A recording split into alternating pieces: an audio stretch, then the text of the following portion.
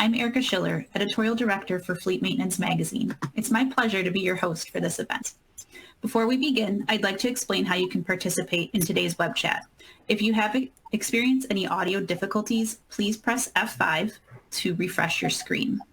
You should also see a toolbar at the bottom of your screen that will allow you to open and close several widgets. You can customize your screen moving windows around by dragging the title bar or resizing your windows by clicking on the lower right corner of any window. We have allotted time for questions and answers. Type your question into the box on your screen at any time and click Submit. We'll answer as many questions as possible following the conversation. And if we don't get to all the questions today, we will follow up with you after the presentation. Joining us today are Scott Bolt, Jason Hedman, and Alec Johnson from Norgon. Scott is a Vice President of Product Management at Norgon. He has over 30 years experience in the vehicle industry with patents in diagnostics, reporting, and telematics. Scott is a veteran of the United States Naval Nuclear Power Program and served in the submarine service. Jason is a product manager at Norgon, responsible for major products such as J-Pro Professional. He has more than 25 years of experience in the industry and served in the United States Army as a 63B wheeled mechanic. Alex is also a product manager at Norgon, responsible for Trip Vision uptime. Alec has a decade of experience in the transportation industry, working with leading shippers, telematics providers, carriers, and diagnostic experts. He has worked on a wide variety of logistics technologies, from warehouse and yard management systems to transportation management systems, freight load boards, and driver applications. Norgon is an Internet of Things, or IoT, company in the trucking industry, specializing in connected vehicle solutions. The company's flagship products revolve around diagnostics and repair, both in the shop and remotely. Thank you all for joining us. We're looking forward to learning more about how shop tool and telematics integration can help fleet maintenance operations. So let's jump in. When it comes to vehicle maintenance operations, let's first talk about the current state of diagnostics as it relates to service vehicles. Scott, what are your thoughts? Well, the current state of diagnostics in the industry is that we fix it when it breaks. So it breaks down on the side of the road. We have to tow it in to a shop, wait until there's a mechanic available, get it fixed, and then get it back on the road. I know that there's a lot of people out there and they'd really like this to not be the case. So we're going to move in from that state to actually, a second stage, which people are starting to move to now, which is essentially bring it in when it's about to break. And that's accomplished through predictive diagnostics. And that you need some type of a telematics device. So even today, there's starting to be telematics devices on the industry that can tell you enough information that you can say, it's about to break, let's bring it in and schedule it.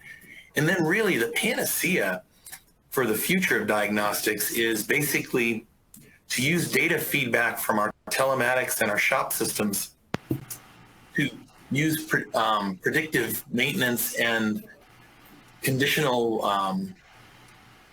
maintenance based on how the vehicle's actually been driven and the conditions under which it's been driven in order to do preventative maintenance tasks to keep it from breaking in the future so that it doesn't break at all.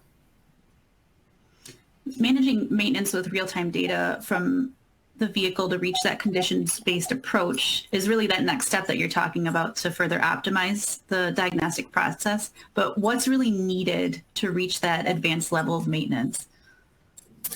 Well, really what you need is integrations between these systems. You have business systems in the shop, you have remote diagnostics and telematics systems, and you have these shop floor systems for diagnostics. Really, in order to achieve all those wonderful future visions of diagnostics, we need all three of those bound together so that the information flows well from one to the next. And this is also going to involve, and the reason we need this is in order to have a holistic approach to the system, because we also need holistic diagnostics on the vehicle, where today's systems are so heavily involved between one ECU and the next and one system and the next. They're all tightly bound. So we need to move to a more holistic view of the vehicle and the systems that service it. All right, let's apply that to some real world situations then. Can you talk about some advantages of this data and that system integration? Maybe we turn to Jason for that one first. So this is one that's near and dear to me because everybody does this. They take their car to the shop or their truck to the shop, get it worked on, and you have a complaint. Chugga, low power, whatever the complaint is, and then the technician cannot reproduce the problem, right? Because it's in the shop. And having live data connected to the vehicle or having historic data from the vehicle will help us solve that complaint and the events leading up to the complaint, right? So so the telematics devices allow us to do things that you wouldn't be able to do with that vehicle in the shop. Yep. I completely agree with that statement, Jason. And what I really think it kind of boils down to, one is now you've got hard data-driven evidence. Two, you're not dependent on an operator to perceive the issue and then communicate that to you. You actually have it automated and integrated with your various tools. And then three, the system's actually able to perceive issues with the truck that maybe your operator might not have been able to physically perceive. So holistically, it's a great value of information. And really, what these guys are talking about, this end result is there's a enormous benefit to the fleet in reduced breakdowns, greater uptime rates, decreased cost of ownership, the ability to schedule instead of just emergency plan your resources both in the shop, your part systems, and all these kinds of things to be able to plan ahead of time by being able to know, for instance, even which service centers where can meet your need based off of where the vehicle is being broken down. So there's an enormous upside to this integration in the future. Sure. In order to take advantage of these various functionalities that you're talking about, and you mentioned integration is really critical to that, which systems in the shop and on the vehicle do you recommend be integrated with one another? So in a shop, the first step is getting your triage tools integrated. So basically, it's if you get garbage into your system, it's garbage out, right? So if you get a VIN wrong or you get the components on the vehicle wrong, you're not going to be able to effectively know what parts you need, know what technicians you need. You're stuck, right? Because you don't have as much information as you need to make that holistic view of the vehicle and the resources needed to fix it. So it's very important to make sure that the information you get from the very beginning is accurate in the triage portion of it. And then I'll let Alec talk about the telematics portion of it that you have that's even pre-triage, right? Or maybe it's part of the triage. Yep. Yeah. So to step in there, I think the telematics system can feed a multitude of various systems. The first one is your triage tool, right? The remote diagnostic system is capturing data around the time the fault actually occurred. So in a way, you're able to actually take yourself back in time to, when did this happen? What kind of sensor values were occurring when the issue was perceived? Two, I think it can offer a lot of value for your in-shop, like office tools. Think about all the places that you're entering odometer or all the places you're entering engine hours. What if that information can be entered into the forms automatically? Some great applications we've seen in the field is, rental systems, passing that information to those, as well as estimate systems, right? And so in your estimate, if you can pull over that odometer, that obviously will save you a lot of time in having to key that in. And then finally, I do think remote diagnostic tools can offer value to your operations. Imagine at the time of picking a truck or assigning a load to a driver, you're able to say, hey, this is the current operating health of that vehicle and help avoid any potential mechanical breakdowns. So I think as a whole, the remote diagnostic systems data can live in many various systems. So I think that Alec and Jason have really nailed it down on the kinds of things we need. And really what's most important about each integration is really dependent on what stage your current fleet is in and your business is in.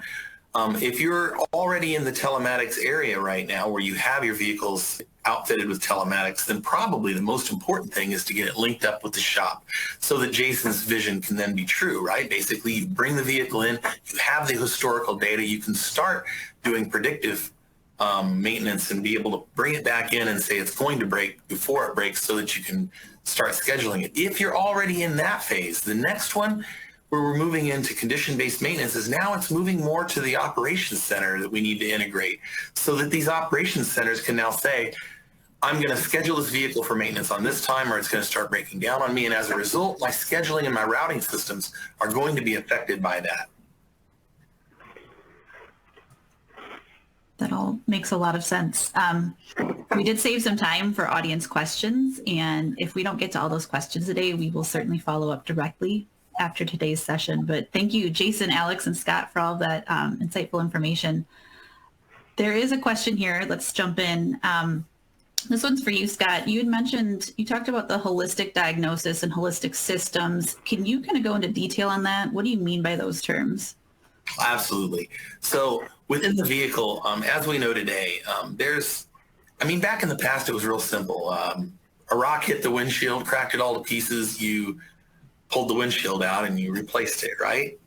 Boy, wouldn't life be easy if it were like that. But today we've got integrated systems. So you might have a camera sitting on that vehicle, or on your grill, you might have a radar system. And these systems now help the vehicle run, and they do collision avoidance, and they do lane change departure systems and things like these. So all of a sudden, even something as simple as replacing your windshield requires you to now integrate with your diagnostic system. So before, where it might have been a simple repair, a mechanical repair, now you've actually got to work with the shop, get a qualified technician to realign the sensor systems after the repair. That makes sense. This one's for Jason. Can you talk, you mentioned lean maintenance practices. Can you expand on that a bit? What are lean maintenance practices? How they impact the fleet? So I'll try to expand on it. It comes from the manufacturing world. And for us, it means integrating all these things that we've been talking about to improve performance. So, fleets are always looking for a return on their assets, not their investments, their assets. And that means they need to be available, they need to be reliable, and this whole system-wide view that we're talking about is really asset health management, right? Because at the end of the day, you need to increase your revenue through the flow through your shops, and you need to reduce cost by reducing waste. And through all these integrations that we're talking about, that's the hope, is to achieve that lean maintenance mode. And that in a nutshell is what that is, I believe. I'm not a lean Six Sigma person. I don't know all those terminology, but I know that a lot of people are using these words in the industry right now because they make sense, right? It's pragmatic. Mm-hmm. That does make sense. I'll leave this one open to whoever wants to answer it, but how do you manage and make sense of all that data that's produced from telematics? There's always this analysis by paralysis that you get. So how can fleets really take advantage of that? I can hop on that one. And to this question, I think it's very important to really make sense of that data, especially as you're integrating across the various systems. And now you have a wide base of users. It's not just your maybe master technician. And so here in Oregon, we deploy several mechanisms to achieve this. I think the first one is simplifying the data. And so things we do to achieve that is like implementing your red, yellow, and green scores for faults, right? And so you can easily perceive what that means, either from a technician all the way up to a dispatcher who may not be very familiar with, the mechanics of a vehicle. Two is translating that data into consumable information. So we provide users recommendations and vehicle facts to complement and enhance that fault data. The third one is eliminating noise. And so at Oregon, we've got decades and decades of work understanding what diagnostics are going on the trucks. And so we actually have tools to suppress different faults and sensor values based upon what we identify as the preferred or the best value. That helps us kind of reduce some of that noise. And then secondly, I think it's giving the users the tools to really target information that is of value. So in Oregon, we have what we call alerts. And so you can actually target specific fault codes and FMIs for these alerts to trigger. So you're not receiving alerts for everything. You're just receiving alerts for that information, that data that is really important to your business. That makes sense. With telematics integration, does Norgon have its own telematics system in place already, or can that be put in place and integrated with fleet vehicles that already have a telematics system integrated? So both, actually. Go ahead, Scott.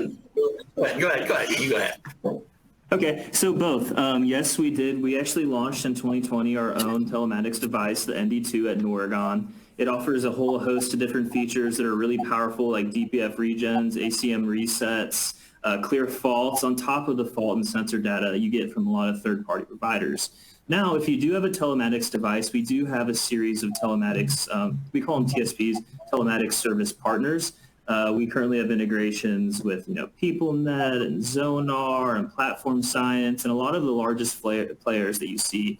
So if you have a fleet of trucks that's already equipped with telematics, we likely already have an integration with that provider. And you can reach out to myself or really anybody at Oregon, and we'll be able to provide that information to you. Great, thanks. Have you considered used oil analysis or coolant analysis results within that telematics data? Sure.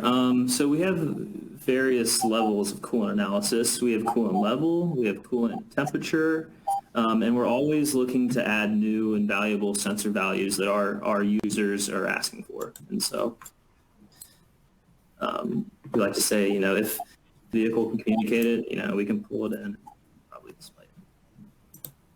Great. I'm just checking in here to see if there's any additional questions coming in. On the oil analysis, one of the things we are working on is one of the condition-based maintenance that we talked about. So basically, if you look at like the Cummins schedule for maintenance, they'll say they've got one schedule for oil change if you're under heavy use, and then they have another schedule if you're under light use. Now, here's the problem. How many people run around their vehicles and go, oh, that one was used heavily, that one was used lightly, because they don't know. So having a telematics system being able to provide that really helps you with the oil change schedule and the oil analysis. Yep. Great, thank you. Yeah, we can gather information like how much weight the vehicle was towing, what kind of incline or declines the vehicles were going up and down, whether it was winter, whether it was summer, all these things, right? We can pull that information in to help them do their analysis and make them more accurate, because Scott's right.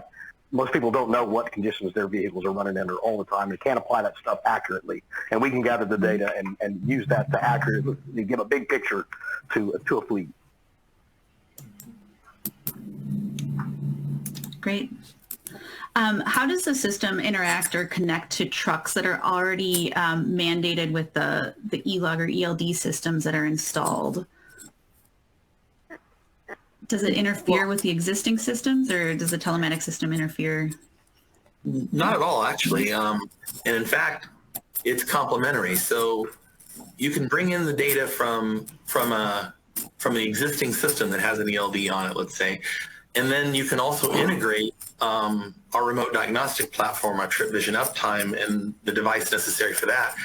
The difference being, you got to imagine where did most of these ELD companies come from? They came from the routing and scheduling. So originally these devices were very, very simple, right? They had like an accelerometer and a GPS, and they could figure out how fast you were going and where you were. That was it. That was about all they could do. They could detect, sharp decelerations, so hard braking systems and stuff like that. But that's really where most of these ELD companies came up from. All of a sudden, we're asking them to get in the proprietary world of vehicle diagnostics. Now, that's a big jump. So what we found is most of these devices don't have the horsepower to do much because they came from such small, meager beginnings. They really weren't part of massive database. Like if you look at the Norgon J Pro product, for instance, it literally covers millions of variations of components and model years of vehicles and information in there. It's an enormous database of information, and we have managed to translate that into our telematics devices. So now you can do things like remote system regens alongside the road in order to keep the vehicle up. You can set the road speed parameters remotely and keep your whole system that way. And in the future, we're going to be able to keep up your reprogramming. A lot of OEMs now, they're basically saying the first step to everything is to reprogram, but who wants to keep their expensive engineer or mechanical guy sitting there watching, going through the fleet, updating the firmware before they can do warranty on it? So some of these things in road diagnostics require a much smarter box with a lot more intellectual property baked in than the traditional ELD boxes, but they can still work as a team. And we got several customers that do that, to where the feed is brought in. And maybe, Alec, you'd like to cover how in Trip Vision we integrate that information all together seamlessly with customers. Yep, yeah, exactly. And so I would say in 2020, we invested very, very heavily in the system and its ability to manage multiple telematics providers with our eye on the future, and that, it's not just going to be an ELD plus, a remote diagnostic box. Rather, your brakes may be communicating. And as we go into the future, there's going to be more and more telematics on a truck. And so our remote diagnostic system has to play well with a multitude of users. And so things that we've done to make this work well is we've tagged our data with the telematics provider that sent it in, so that when you go and you look in your fault details page in Trip Vision, you can see what was sent in from, say, your Geotab device. You can see what faults were sent in from your ND2. You could also see what faults were hooked up to Jason's J Pro, all in a single portal. That helps me make sense of, maybe one telematics provider is reporting something slightly different than the ND2 would be. So we can go in there and easily deep dive. You can also filter your vehicles based on the telematics provider. Our UI handles it in a very friendly manner, so that maybe you have one truck that is equipped with an ELD, and then you have another truck that's equipped with both an ELD plus Norgon's ND2 device. For the one with the ND2 device, you would have your DPF regen features and your clear faults features. But on the other vehicle, we'd actually be able to perceive that, say, your Geotab device doesn't have those bidirectionals, and so we won't display those features to you. So your experience is seamless across all telematics devices, and you don't have buttons on one truck that don't work because it doesn't have this other telematics device. And then some less sexy features, I would say, is our ability to manage your vehicle groupings. So you can define, hey, I actually want to manage my vehicle to business group associations in Geotab and not Trip Vision.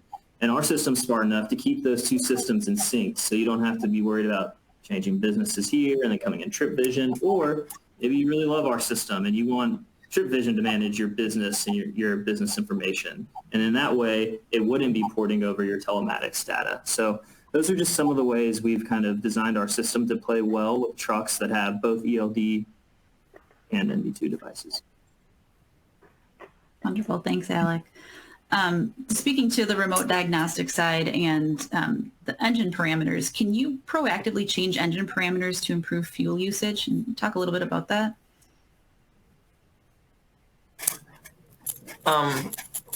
It's absolutely possible to change engine parameters in the vehicles. Now, here's the challenge. Managing who's able to do it and how to do it across multiple platforms.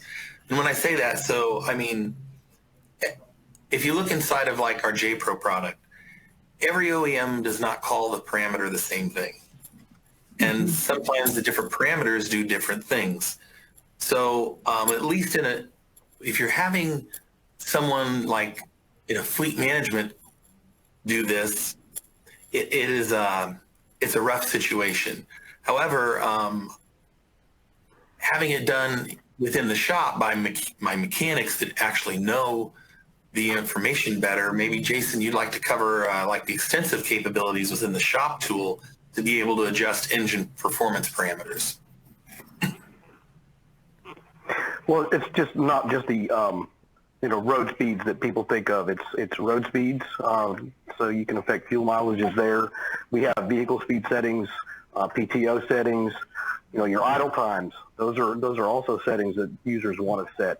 And like Scott said, between all manufacturers, they call them a little bit of a different thing. We try to unify the names, or at least within the application, educate the user what that name is for across the different platforms, and put it in a document that they can read and go back and look and learn from, and know that the road speed settings on a Volvo are different than they are on a PACCAR, for example, or International. So there's lots of value in all the different parameters, I think, when it comes to fuel. And it's not just road speed, it's idle times, it's PTO. Again, there's a whole lot, and it's a lot to manage for the fleets. And I think as we come along with our capabilities with our partners and with our devices, it'll make it easier for the managers to actually set those things remotely. I don't know how often they're asked to do that, because even state by state, a road speed go up and down. When they leave this country and go to Canada, sometimes they change the road speed before they ever get to Canada, and then when they come back in, they got to readjust them on the other side of the border. So there's savings there in that sense, where you don't have to pay someone to do that for you eventually. There's a lot more money. There's a lot of money floating around. What is the two biggest items in the industry? Is it fuel and tires? And that's the two biggest issues that we've got, biggest expenses. Mm-hmm.